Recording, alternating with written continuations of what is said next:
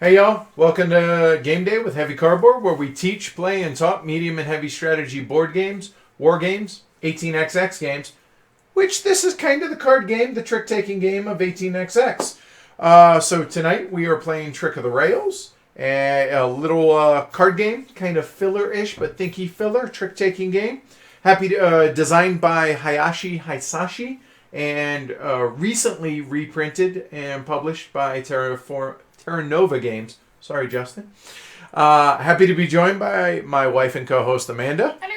Hello. Matt. Hello. And Ash. Hello again. All right. So, so we'll go through how to play this. And the YouTube's still not working. Sorry, guys. YouTube's going to have to come down for tonight. Chat, you mean? Yeah. All right. So, Trick of the Rails. Very simple, relatively speaking, trick-taking game in which we are going to operate just like in an 18xx round or a game. We're going to change from a stock round to an operations round, stock round, operations, so on and so forth, all the way through until all the tricks are done.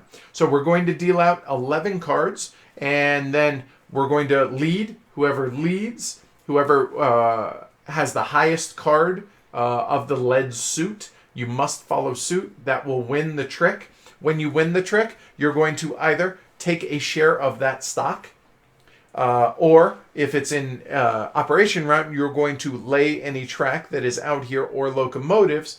Lay them out here on either left or right of the 5 companies that are in the game. And rinse and repeat. Keep doing alternating tricks. And then at the end, we're going to score each of the 5 companies based on the locomotives. Every company will have 1 locomotive attached to it.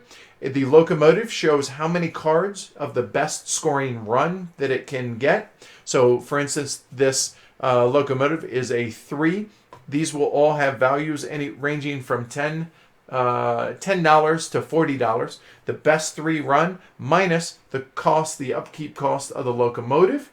That will be the net value. We add up the total number of shares on the score pad using the Kickstarter stretch goal of the pencil. Add it up, and whoever has the most cash points wins. Mind if I fan out the deck? Because instead of a traditional deck of cards, the cards are in the 5 suits of the companies that we're bidding over. Exactly, and they range again from 10 to 40. And you can see actually the distribution, there we go, of the different cards for each suit or train company. All right? Cool. So if you want, go ahead, deal out with 4 players. It's 11 cards apiece. And then once Ash is done dealing out the 11 to everybody, we're going to take the remaining cards and deal them out one at a time for each of the companies so that we have all the cards in play. They range from card values 1 through 10, each suit. So we each have 11. Check your hand. 1, 2, 3, 4, 5. Good to go. So now, these 6 cards actually should, one at a time. It's going to come out, and so now you can see the NYC is already worth $40. C&O is going to be worth 20 to start. And also notice the number of the card. So number 9, and these range from 1 to 10, and there's only 1 of each. So we know that the 9 for the C&O is already out. The 6 and 3 for the respective companies. The 9 for the B&O. Another for the Erie, so the 6 and the 9. And last but not least, not to be left out, the PRR. So that's it. Good evening, everybody that's watching. Chat's not working tonight, so sorry about that. It is beta. So Rob and Matt, good evening. Thank you. So randomly, who wants to go first? I will. All right, fine. I'll lead. No one wanted to speak up. So I wish I had. See. Oh, Huh? I said I wish I had. Oh, if you want to lead, by all means, sir. Go ahead. Ask and you will receive. So, the prizes for each trick are the line of cards over there. Correct. So, for instance, whoever wins the first trick is actually going to get this share down here in the bottom left-hand corner of the NYC. They will take their winning card and replace it with the one replacement card over there in front of Amanda to show that that is going to be a share of whatever the highest card wins. You must follow suit if you can. If you cannot, you can dump or throw off suit. However, with this being a share, that means all of us that didn't win the trick are going to get a share of that we're going to get the card that we played as a share of that company. Again, you must follow suit if you can. And then in alternating rounds, whoever wins the second trick, with the winner of the first trick leading, they will be able to play this card attached to any of the 5 railroads on either end, either something like this or here, to make a best or maybe not help that company if they're not invested. And then they will also play their card that they played as track on either side of whatever company it is, and we all will follow suit. We will do that for each and then score at the end of the game. So here's the problem. I'm terrible at trick-taking games. The part of my brain legitimately am an expert at it, and Amanda is not so good, but that doesn't mean I'm going to win. I also suck. So, hey. We're in good company. Yes. So let's beat him. If Edward I have no idea. I have no doubt that you guys will be able to beat me. So if you'll give me a second, let me organize my hand, and I'll show the folks at home what they're looking at or how I go about it. I am a lefty. Keep that in mind. Although I will mix it up if I'm playing against other high-level trick-taking game players. And I come from a history of playing stuff like hearts, trump, or hearts, spades, tonk, rummy, and everything, both from my mom growing up. She was an avid card player, and then in the Marine Corps. So there is my hand to start. All right, Amanda, quit taking a peek at my phone and trying to see. I was looking at the chat. All right. So it's now paused. I can't see anything. All right, so here we go. So everyone's going to play their card kind of in front of them, right here in the main area. You must follow suit if you can. If you notice, the 9's already out, the 8. So this is going to be a share of the NYC for whoever wins. And so my thinking is, early on, if you have B&O, you're playing it. And so my hope is that somebody who has the 10 doesn't want the NYC that bad. Because you want the NYC possibly. Maybe, maybe not. It's only worth 40 right now. We'll see. All right, I will play the 1. Amanda?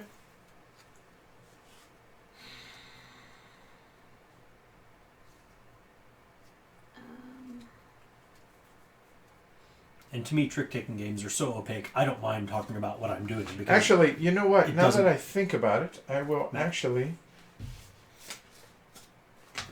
All right, then. So, because give me 1 second here real quick.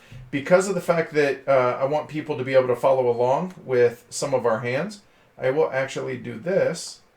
There. Oh, the top down so you can show your hand. Folks can actually see my hand as I play through with a second window, since we don't have the chat tonight working.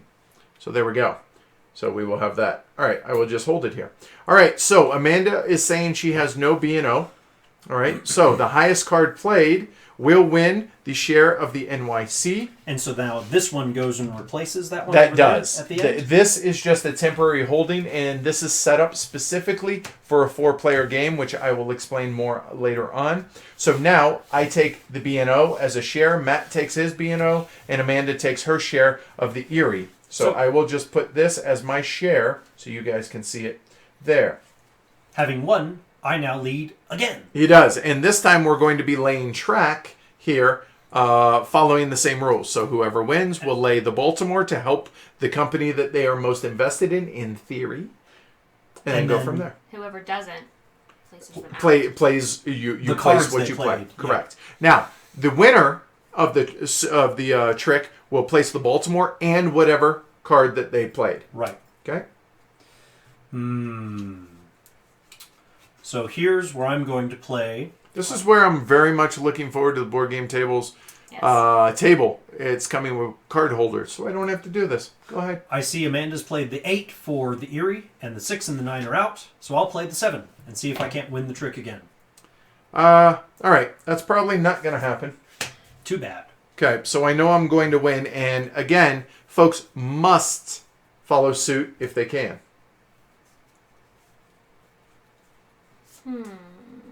So, for those that have played Trick of the Rails, did that make sense? And if you have not played it, are you able to follow along, assuming trick-taking players? Wow. Amanda has no Erie, and she has no B&O. Interesting. All right. So, the 10 takes it. So, I will play the Baltimore. I will play it anywhere I wish. I will play it next, and you can play either side of the run. I choose. I am invested in B&O. Then I will play the 10. I am not invested in the Erie, so I can play that there next to the 40 instead of that, so it messes up the run of the Erie. Since I'm not invested, I don't want that to do well. Now, Amanda must play her Pennsylvania to either side of the pen. You play it on this side. Okay. And Matt must do the same on the Erie.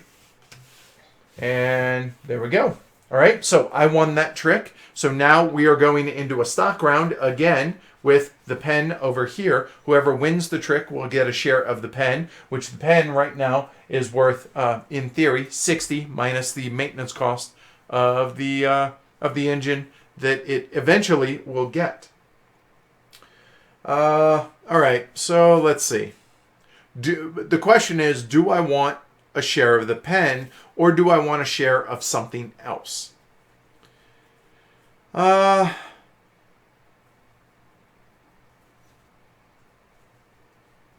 Because if I throw something that I'm not super keen on, and it's a low card, I'm going to get stuck with that card and invested in a company that I may or may not want. So I actually, because of the way things are playing out, I will play the Erie. Out here, which means odds are that's going to be a share of yellow for me, unless nobody in the game has yellow left. And if you notice, the 2 is out, the 3, the 6, 7, 8, 9, 10. So I know the 1, the 4, and the 5 are out. So unless one person has all of those cards, I know that only one player can play the 1. Somebody has to play the 4 or the 5. Ergo, I'm not going to win the trick. Therefore, the Erie is going to be my share and not the pen, because the pen really isn't, I don't, Who cares? Right. So hopefully I'm not talking too highbrow, maybe? No. I'm just trying to That's the thing. I think part there you go. I think part of the reception of the game is that trick-taking games are inherently opaque until you learn the mechanics, but because there's no board, it's not as easy to kind of see the function of the game. So there we go. I like the narration. So we know the 5 is the only Erie that is left out here. So Amanda did not win, obviously. Now the Erie did win. So this actually goes out of the game. I'll take the pen. He must take the pen. Me. Matt and I are identical now on our shares that we have invested so far. I got the B&O, as does Matt, and an Erie. And Ash, actually, well, there you go. You're good right there. Right. And everyone can see. So Amanda's 2 shares. Bring them over just there you go. So people can see the difference. Cool. All right. So Ash won that trick. So and here's where my lack of understanding of how trick-taking games work. So right now, before we go into the next trick that is one, it's going to be in operations, i.e. track lane. So what's going to happen is whoever wins the trick is going to attach this locomotive to any of the 5 trains. And what that's going to do is it's going to be the best 3-run set. So for instance, we'll take the Erie right now. The best 3-run set is 40, 10, 20 for 70 total. So $70 is what it's worth, minus the upkeep cost, which is 40. Ergo, the net is 30. So if this gets attached to the Erie, it will be the best 3-run. So that'll be worth 30 per share of Erie at the end of the game. Mm-hmm. Now, this may change. It's only going to go up. It's not going to get worse than that. And also, in addition to whoever wins the trick, they're not only going to be able to place the locomotive, but they're also going to place the card on whatever one they played, as will everyone else. Cool. Ash, you're up. And here's the problem. I know what I want, but I don't know how to get it. Just based on the cards that are out and kind of the predictive nature of the game. So let's see what happens. All right. So he played an 8, saying he probably wants that. So he's going to be lane track, remember. So that's a 20 value track for the pen right now. And as you guys can see, and everyone else is about to find out at the table, I have no Pennsylvania. So now my choice is I want to help the companies that I'm invested in. So if you, and let's just focus strictly on these 4 cards, because those are the only 4 that I'm going to be worried about. So you can see the value of the track there. Good call. Okay, so I want good value track, but I don't necessarily want to play this card to be able to manipulate things on how I want. So instead, I will go ahead and play that guy. There. Yeah, I thought might be mid-range B&O. Amanda. So hopefully this is making sense and it's not TMI for you guys. I just figure I'd talk through it and... I'm learning right now. Okay. Yeah. Okay, cool. Good. This is making me more competent competition for you. Right, which means more enjoyment for everybody, My right? strategy so far is copy you identically. It's Check. working. So far, it's working. It's working! It's working! Wow. Bunch of folks. All right. Oh, no. Wow. Nuts. Okay, so Really? now if you just take a look at what's out, right? There are no other shares out. So the 2, the 4, the 8, the 9, and the 10. So we know the 1, 3, 5, 6, 7 Yep. are all available. So Matt won the trick. You place the So logo. he's going to place the locomotive and that share of the pen. Or that track. That track of the pen, excuse me. So now he placed it on the C&O. Now, one thing to note, the C&O, when we lay track, no one's going to this round, they can still place to the left and it will just push the locomotive out. So now Matt places the pen on either side. Ugh. And now Ash will do the same Ugh. on either side again. Yeah. What's going on there? Okay. I will Ugh. place the B&O. And if you notice on the locomotives, it goes 4, 5, 6 in the entire run. But the upkeep cost goes up for the locomotives. Right?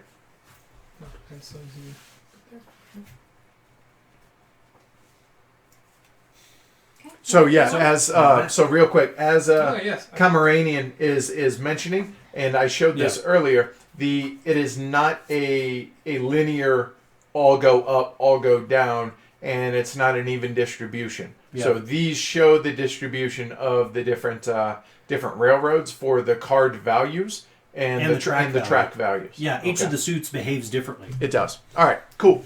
So Matt won that trick, so he is going to begin. And this is, again, going into a stock round here. So whoever wins is going to get a share of the B&O. And anybody who doesn't win gets a share of whatever they played. Huh. So he wants a share of the B&O because he's going to win that. Yep. I will. Oh, well. There. Must follow suit if you can. I had a better card to play, but I didn't play it. Oh, well. Oof. Yeah. All right. So Matt is going to exchange this with the share of the B&O. And now everybody else gets a share of the NYC.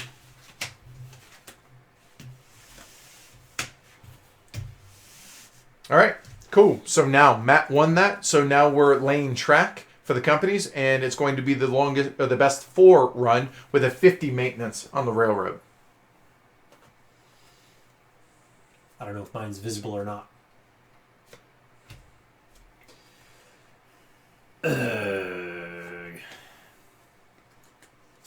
Must follow suit. Yeah. And for me, I think that's the hardest part about a trick-taking game is getting dragged through your own hand and having not a whole lot to say about it. Okay. Mm-hmm. All right. So now Matt, again, won this. So he's going to place the locomotive in his track. The locomotive can go. It cannot go, obviously, on the C&O. All right. So the pen now is limited to its best 4 run. Its best 4 run right now would be these 4. Yep. That would be 40, 60, 80 minus 50. So the pen 30. right now is worth 30 per share. So Matt also places this on either end of the NYC. And now we follow along. So,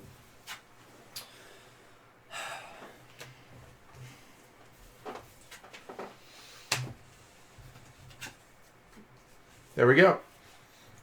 So now we know the last 3 companies are going to have longer trains. They are going to have more maintenance, but more cards. In theory, better income. All right? Ideally. So Matt keeps winning. So now we're going into a share. This is for the C&O, which really might not be worth a whole lot. We will see.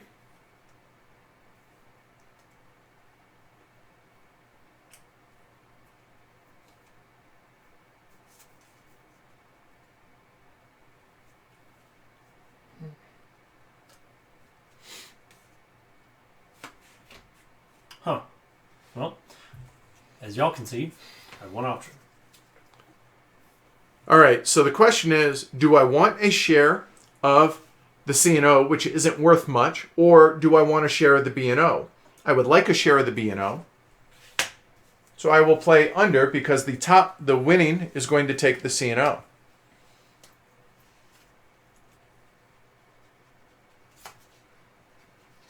Nice, All right. Nicely played. Okay, so Matt wins that with a 5. He must take this. Dumpster fire. He gets rid of that. Everybody else takes the share that they played.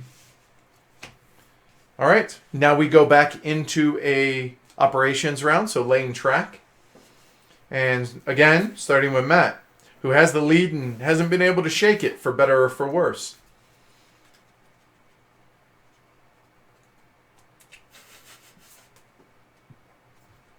The rapid head turn. And oh my gosh, what is that called? The teeny ponytail. Yes. Oh, but like the horn of evil. Yeah. What? That's from The Simpsons. Crocodile Dundee. Thank you very much. Okay. I get it from the Golden Girls. All right, so this is laying track. So The Matt's going to be 80s. laying track for the C&O.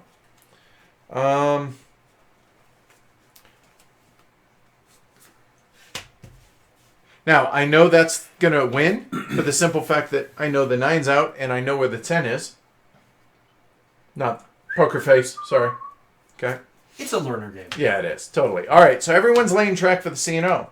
I get to dictate where this train goes. So I'm heavily invested in B&O. So 5, looking at this, it's going to get one more track lay. And I will wait on that. 5. That's probably, let me look, let me do some. So here's what I'm thinking. I guess I should do this out loud. So looking at my hand, what I have left, I'm looking at, do I want to stick this on the B&O? And I do not, because I know what I can do to help the B&O here in a little bit, and I am at least tied for the lead on the B&O. So what I could do is I can kind of hurt Ash a little bit by sticking this, I think, on the 5. On the NYC. I'm sorry, on the Yeah. NYC. That's right. I assume And you're putting that's where I am going to. So now, starting with me, we place this on the C&O. So I will actually place that over there. Oh, sorry. It doesn't really matter because it goes on either side there. All right, so Amanda, literally does not matter which side she places it on. Now it matters. However, it matters because his is 20, so he's trying to boost the value. And Ash is trying to take it. There we go. So now, starting with me, let's see. Starting with me, we're going into a share round. So I'm looking around the board at what all is out. So there is, so on the B&O, there's the 1, 2, 3, 4. The 5's discarded. The 6. 6.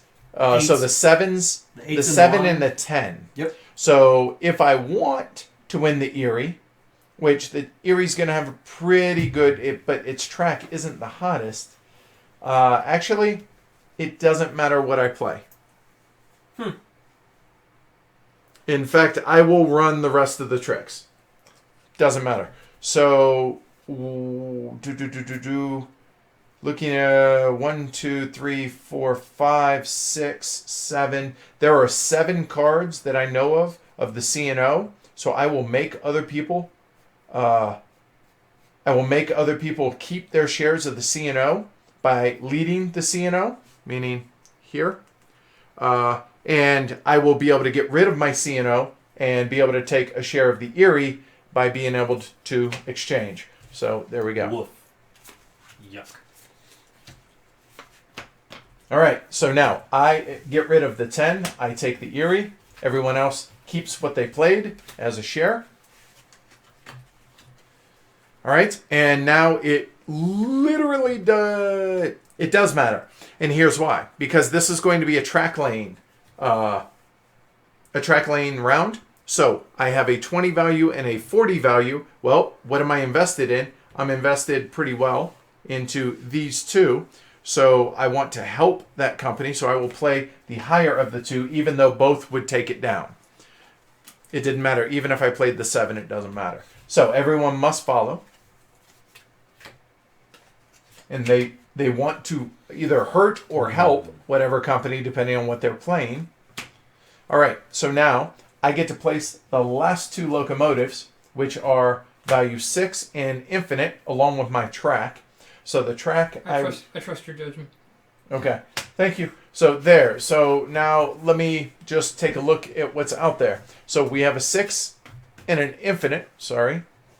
So the way it's going to be, I will...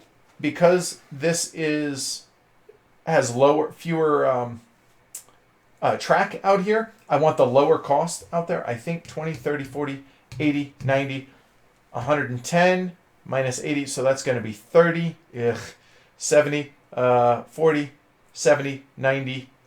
So the B&O, I don't have an advantage over Matt at all on that. It's basically going to come down to... CNO versus NYC. I take that back. I actually will have another share of the B&O. So the B&O, therefore, will get the lower maintenance cost because it's only going to have 5 track out there. Does that make sense? Yep. All right. Then I will place that. And then I already placed my track. Amanda, she can place this on either end of the C&O. And Matt can do the same on the PRR. Jerk. And Ash. Over there. All right. Please. And the loco just keeps sliding on down. So now we are into a share round for the last card, and I will win this. So I will get a share of the B&O. Whatever you play, you're getting. So technically, I switch that out. The number doesn't matter, but I switch it out for that. I get a third share of the B&O. And that's the game. So now we go into final scoring. So hopefully that made sense. Get it? The narrative through that. Hopefully that helps you all at home, and it's not like, oh God, shut up, dude. Well, we did get a thumbs down. Yeah, it's all right. It's coffee. All right, so here we go. So the share values, and I'll go ahead and write these off to the side, and let's figure them out. So the pen, it has the best 4 run possible. So looking at this, it's going to be 40, 50, 60, 70, 80, 90, whereas that it's not going to do any better than 90. 90 minus 50 is 40. So the pen is going to be worth 40. The C&O has its best 3 run, which right here is 60, and that's going to be 70. So that's going to be better. 70 minus 40 is 30. That's what every share of the CO, the yellow or the green C&O. The B&O has its best 6 run, i.e. everything, minus 70. So that's 40, 70, so that's a wash, and 60. So every share of the B&O is going to be worth 60.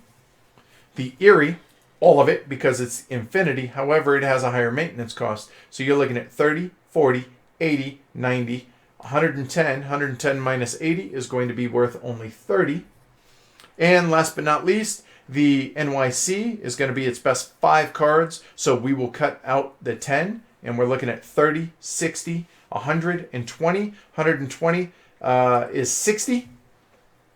60 a share. Yeah. All right. So Ash, how many shares of what? So starting at the top with the PRR.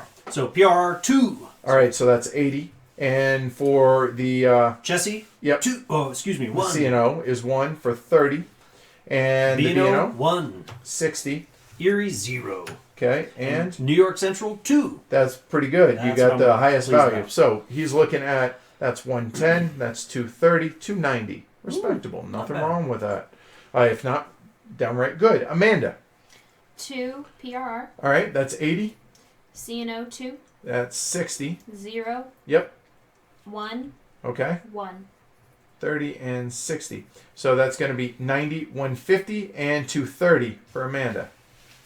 Matt, So none of the PRR. None. You have 1. Okay. CNO.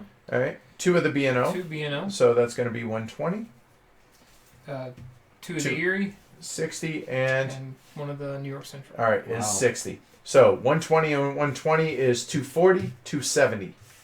So right now we have Ash at 290, Matt with 270, Amanda with 230. No It's a dogs. high scoring. Yeah, it's a high pretty, scoring pretty game. solid. Well, and all of the companies are productive. There was another game where Yeah. So I have none of the pen.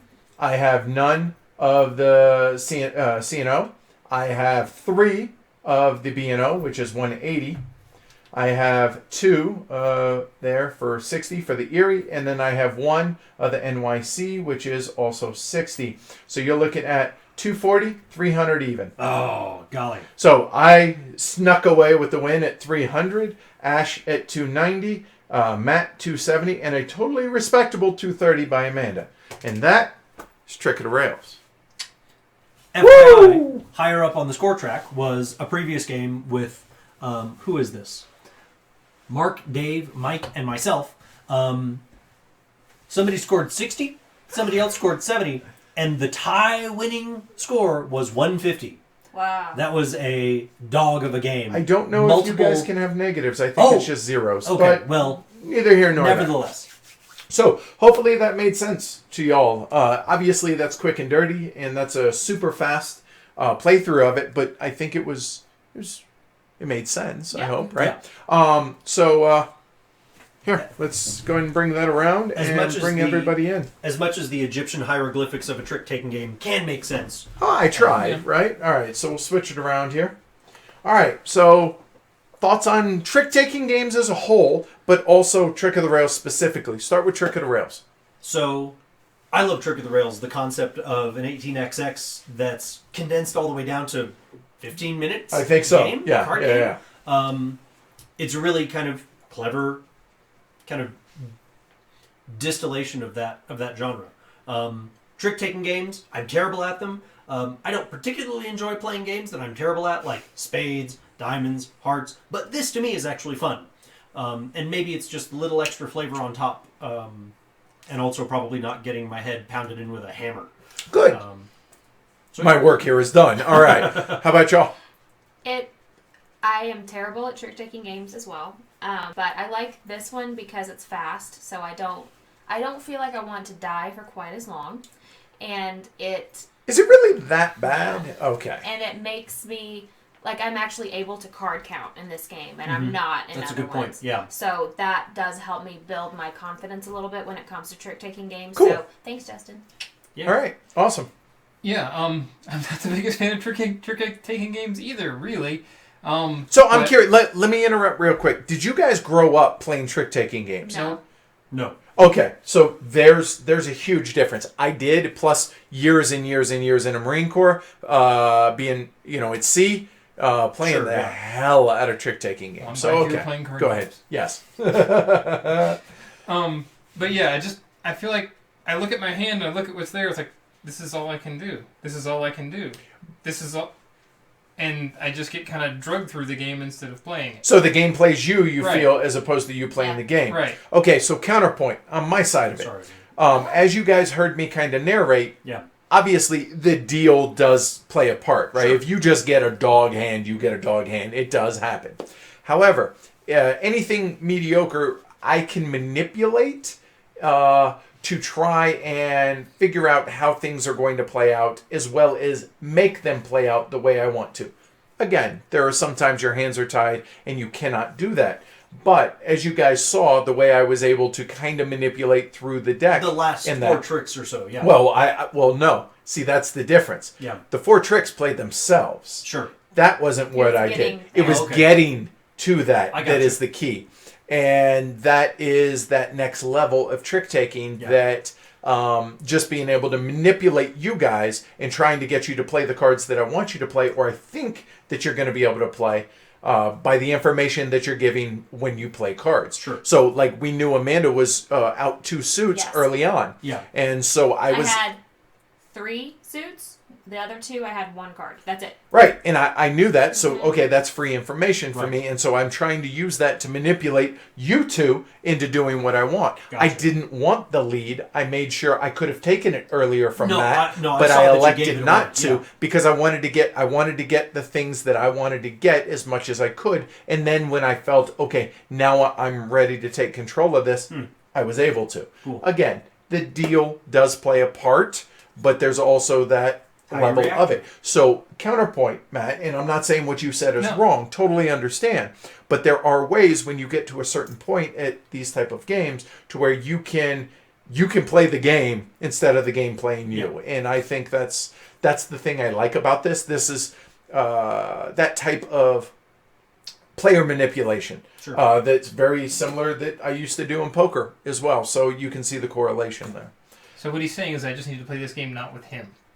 No, actually, it makes sense because I can teach you how, and you can see There's how a it great works. deal more skill in playing a trick-taking game than in playing, I think, many other more generic Euro games, where the mechanics are laid out for you. You do the thing to get the thing you need to do to get the thing to win the points. I don't know if there's more skill involved, but this very much is a skill-based game Right. with some randomness involved, and then it's a matter of mitigating as best you can. And maybe skill's not the right word, but to me, this is utterly opaque. Yeah. Like, the part of my brain Fair. that understands trick-taking games is about this big. Okay, and So- I think that's totally fair.